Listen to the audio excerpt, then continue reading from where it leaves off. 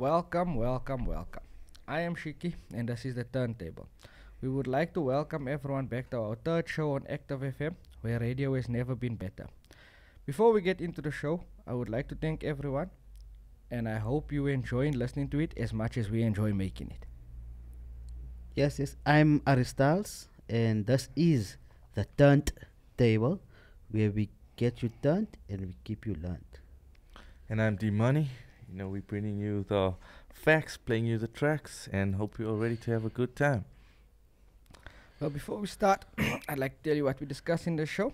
If you guys have been listening, we're bringing you the element of breakdancing. We put in a focus on an artist called Kirk Franklin, and we will go to some history. Before we get into discussing the element which is breakdancing, I would just like to break down a few things. Now, if you listen to our first show, we discussed the 5 elements. In our second show, we broke down one of the elements, which is DJing. And in this show, we are touching on breakdancing or b-boying. Now, for those of you that have listened to our previous shows, and for our first-time listeners, you might be wondering, what are we talking about? Hip-hop is just music, but it is more than just that.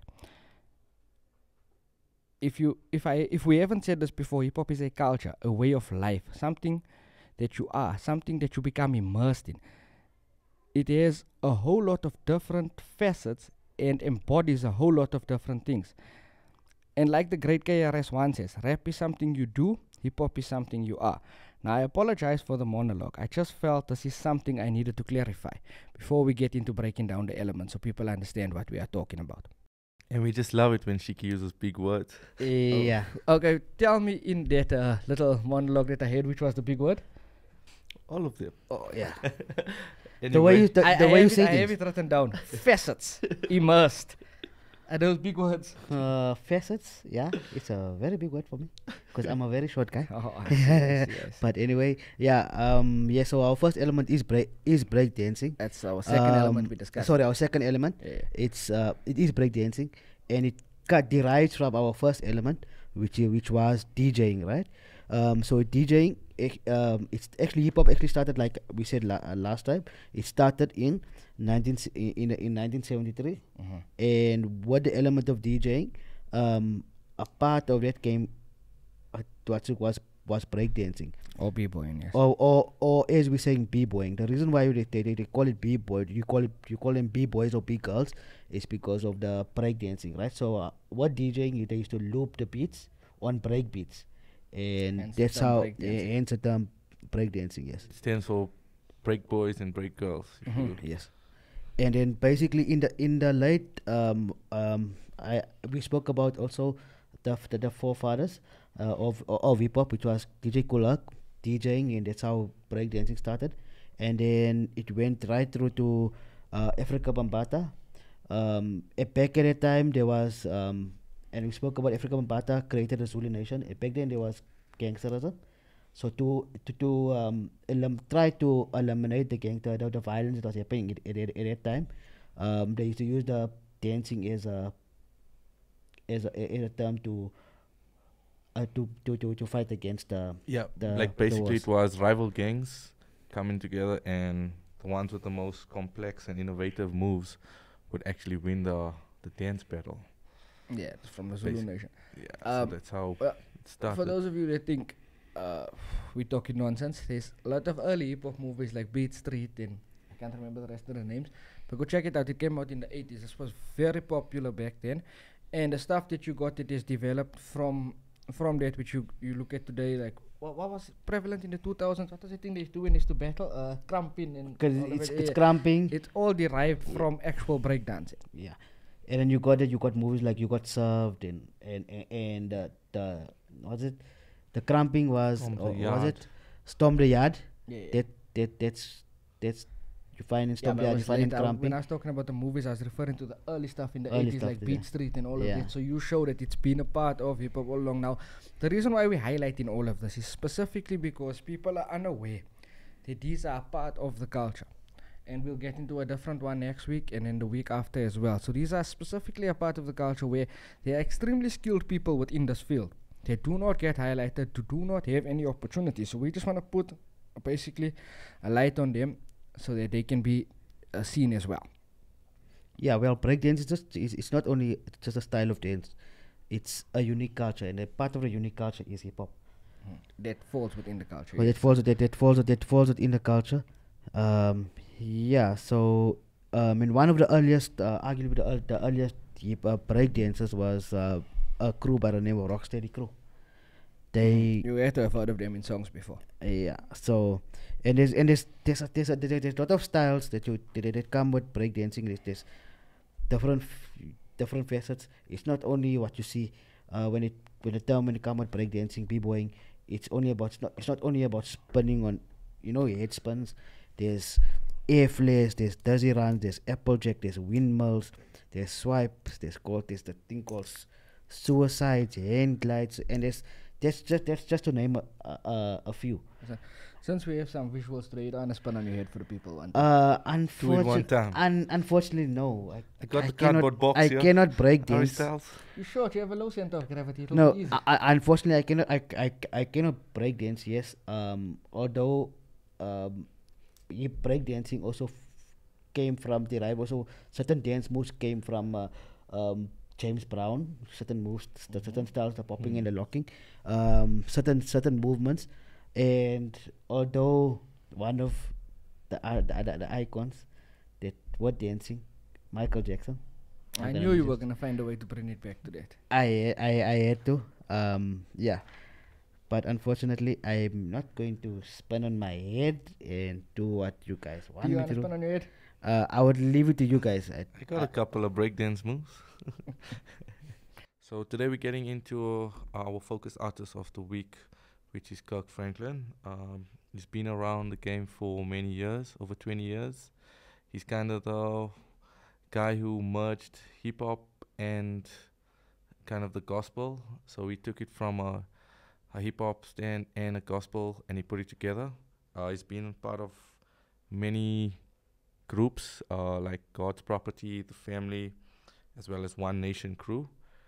He's won numerous awards, 16 Grammys, had 13 albums.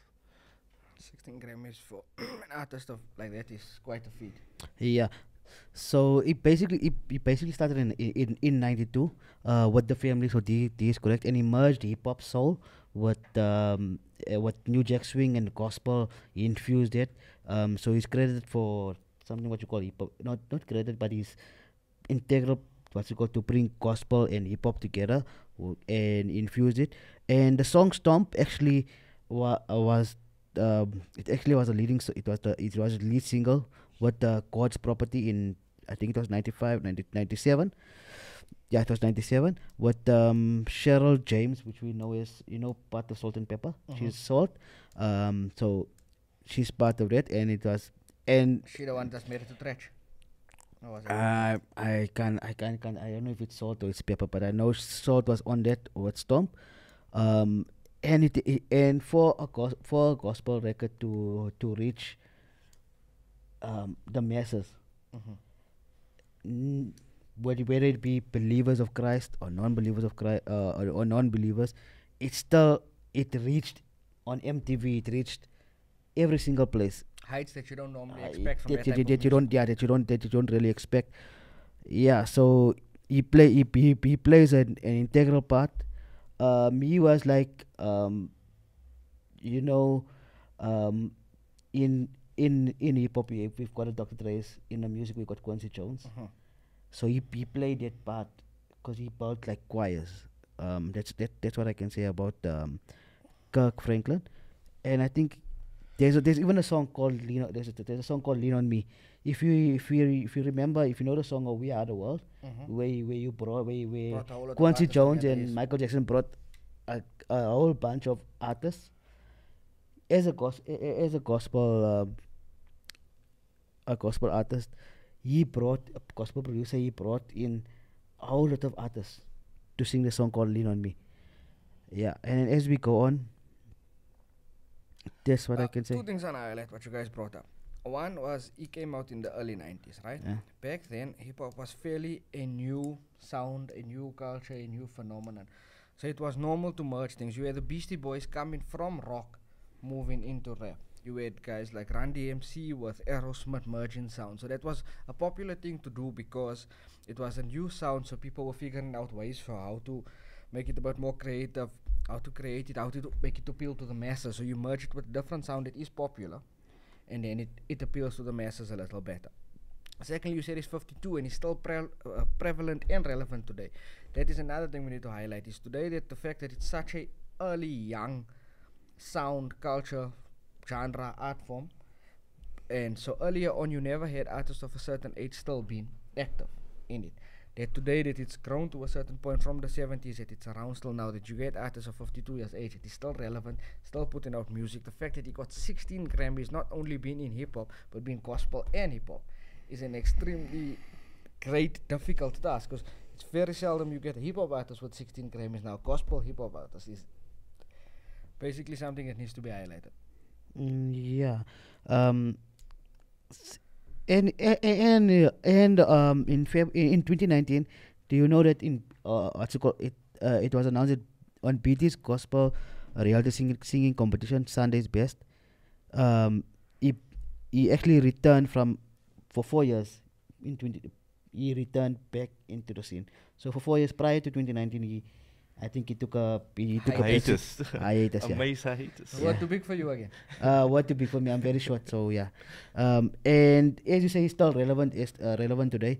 Last year, 2021, he was among the inaugural inductees into the Black Music and Entertainment Walk of Fame, which is a feat in itself. And last year, 2021, also, himself and American rapper Lil Baby released a song called "We Win," which is part of the soundtrack of the 2021 film Space Jam: A New Legacy. You watched Space Jam? I did not. I refuse to watch the new Space Jam, the new Lion King. Certain things need to be left alone. No, but The original Space Jam with Michael Jordan was fine. The original Lion King was fine. I am not watching the new Space Jam. I'm sure I'm gonna make you watch. You're gonna have to watch. I refuse to. You're going to have to watch it. Certain things need to be left alone. You have to watch it. It's like the merging of hip hop. Yeah, it's They like took the merging. Like You need Puffy to, took hits from the 80s. And Yeah, yeah, Made it but he sound never so crazy. remade an existing. no, the thing is, thing. the thing is, okay, be honest, to be honest with you, you need to a little bit. I'm see these old. I'm things. set in my ways. No, I take your enjoy the alternate original ways. Space Jam. I enjoy the original. You need to leave certain things no alone. reinvent things. No, because people don't have new ideas, so they're just taking old stuff No, and it's making. it's relevant. The if you watch the new Space Jam, it's something similar, but it's okay. You can try and convince me I'm not watching it. I'm sure you. What's it called? Please, guys, comment and say, please, Shiki, watch this thing. Change your ways. Yeah, okay. Anyone that's been listening to me know I don't listen to comments.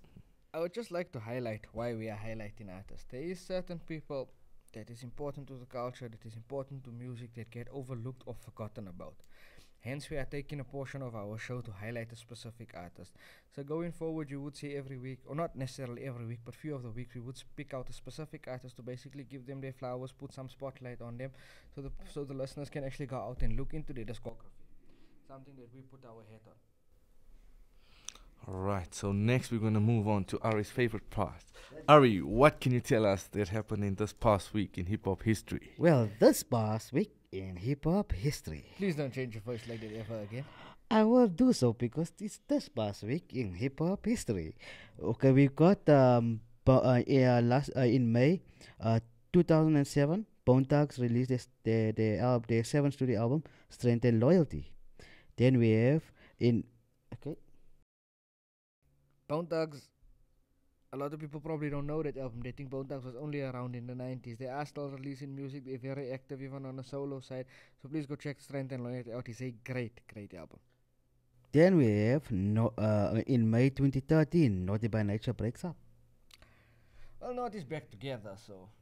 Yeah, but in Naughty by 2013 there'll probably be a lot of songs that you know. OPP, Jamboree. Jamboree, a lot Holiday. of stuff by Naughty by Nature. You might not necessarily know the group, but that's Naughty by Nature. Yes. May 9th, 1970, Ghostface Killer was born. Arguably one of the best MCs to touch a mic. Maybe top 2 from Wu-Tang Clan. Number one, we would say is number one.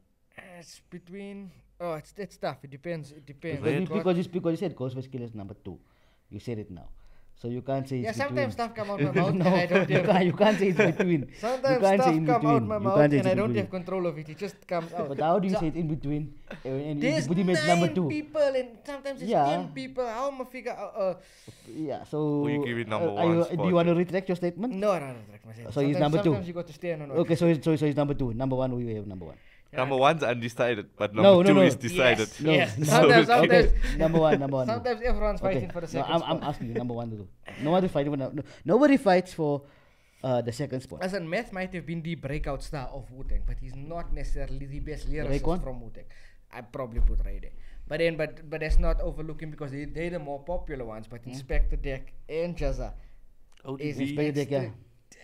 ODB was comical, and sometimes he would say something really lyrical, but he had an entire album and he what said one the verse? same verse on all damn near all his songs. Yes. Then he just said it so differently Yeah. that people didn't pick up. He said the same thing. It So was yeah, ODB. maybe I'd go with Ray. That spot is interchangeable for 1 and 2 between Ray and Ghost, and then they got the album Ray's solo album, only both for Cuban links. A lot of people know it as the Purple Tape. It's basically a duo between him and Ghostface. Okay. So next time when I say stuff like that, don't question me on it. It just No, comes but out my you mouth. you said it. It just comes out my mouth. Yeah. Okay. But anyway, then it's the flavor in your ear. Okay. The reason why I did it was because of May 10th, 1970, Craig Mack was born, and I A did lot of it. people might not know Craig Mack, but But it's you know this, No Flavor in Your Ear you'll or know the song. Flavor Yeah, Remix. you'll know the song. Flavor in your ear. Okay, and in May 11th, and in May 11, 1999, Snoop Dogg releases No Limit Top Dog. And in That's after Snoop left Death Row and Ah, yeah. signed to No Limit. No Records. Limit, yes. And then in May 1993, Onyx releases their second single, Slam, of their debut album. I'm not gonna Onyx, say- extremely overlooked group. Recently, I think it's coming up, or it's happened already. The Cypress Hill versus Onyx. I can't remember if it's gonna come. I think it's this weekend or it's coming up. There's a versus for those of you that interested in versus and watch it. You're gonna have Cypress Hill versus Onyx. Right. And then May 11th, 1981, Bob Marley passed away. Rest in peace. This Rest is in peace. Bob Marley's not necessarily hip hop, but he is hip hop. He's Bob Marley. Yeah. There's certain artists that Cross that cross boundaries and doesn't define a certain culture, a certain genre. That's Bob Marley. And then May 12th, 1975, Nocturnal was born. Nocturnal means people that are awake at night. Just for those of you that don't know what Nocturnal. May 13, 1977, Pusha T was born. Push has been one of the most consistent artists from I think around 2001, 2000. He came out with the Clips, which is a group with him and his brother called Malice. Oh no, now it's no Malice because now he's become a pastor and so forth. And he was with Pharrell, then he moved to Kanye, and now his most recent album that just came out, It's Almost Right, was half produced by Kanye, half by Pharrell. I believe he's one of the most consistent artists from that era that's still releasing great music. A few years ago, Daytona came out, was a brilliant album. Yes. And then do you know that he was one of the artists that highlighted your favorite artist, which is Drake. He Again, highlighted my it. favorite artist. He ghostwrited the Drake He as used ghostwriters. ghostwriters. He used ghostwriters. And Pusha T highlighted it.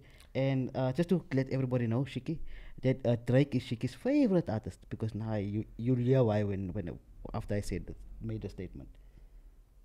Anybody that listens to me talk and hear that I'm a grown man, and grown men do not listen to Drake. But anyway, the song you're talking about came off an album called Daytona, I think in 2018, arguably the best album of that year. The song I think was called Infrared, who I was speaking about, and then Drake responded, and Pusha T completely bodied him with the story of Adidan, arguably Drake's only and biggest loss that he ever took, because he destroyed his deals and everything. So anyway, I'm don't want to detract from how great Pusha's albums are and his music is, so definitely go check out. I think it dropped last week. It's called It's Almost Right. Definitely go check that out.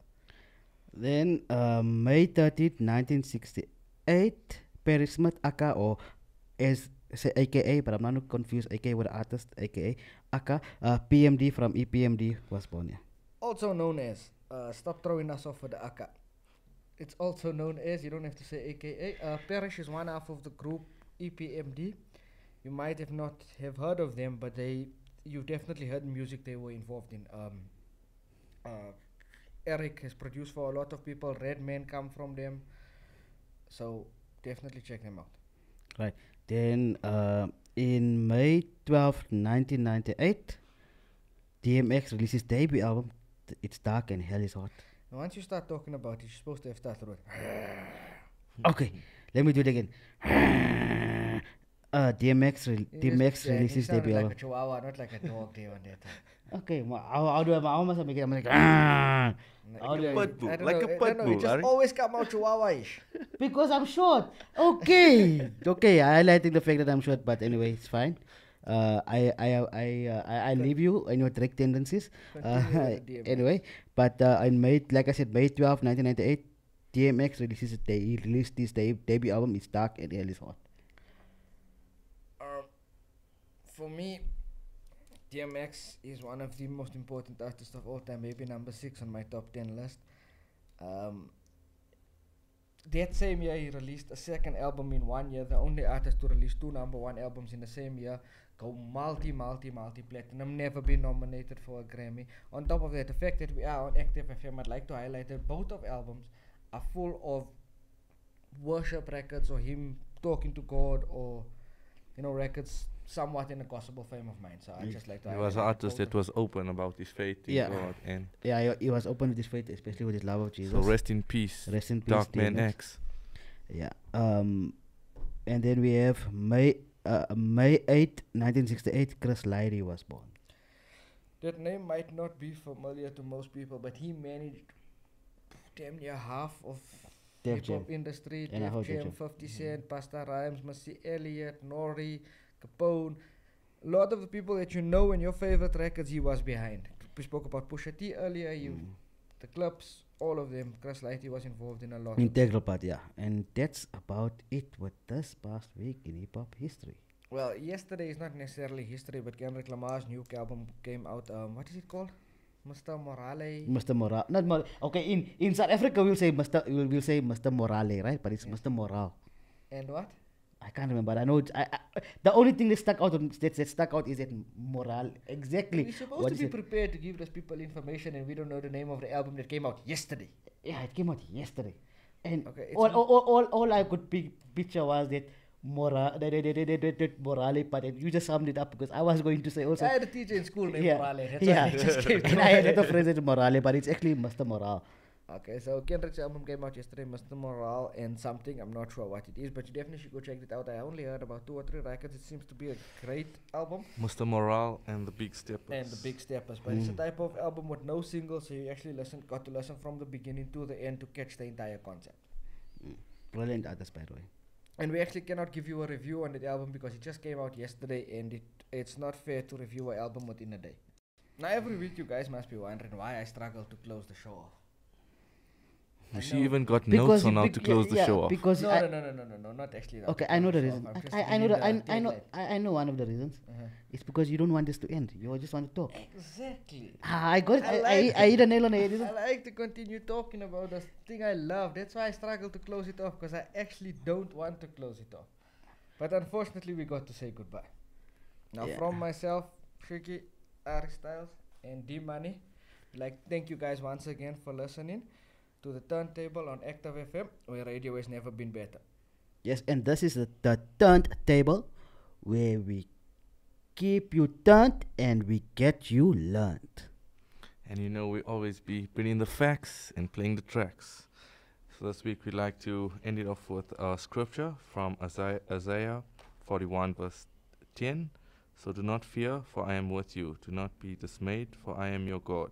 I will strengthen you and help you. I will uphold you with my righteous right hand.